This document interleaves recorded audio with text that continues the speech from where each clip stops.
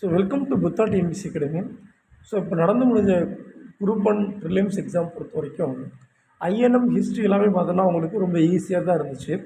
இந்த current affairs பெருசாக டேரெக்டாக எதுவுமே கேட்கல. ஆனால் என்ன பண்ணிட்டாங்கனாக்கா 2015-16 வந்த ஸ்கீம்ஸ் எல்லாமே ஆர்டராக கேட்டிருந்தாங்க. சிலது வந்துனாக்கா ஈஸியாக இருந்த மாதிரி இருந்துச்சு. சிலது பார்த்தா நீங்கள் கொஷின் சால்வ் பண்ணி பார்க்கும்போது தான் வந்து உங்களுக்கு ஈஸியாக இருக்க மாதிரி இருந்துச்சு.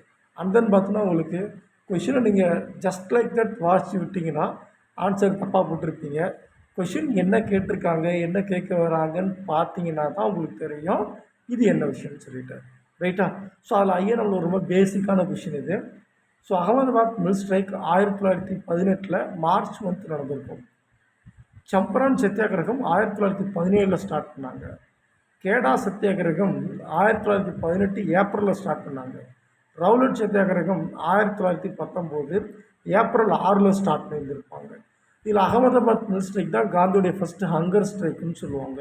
ஸோ ஆன்சர் பார்த்தீங்கன்னா உங்களுக்கு 2134.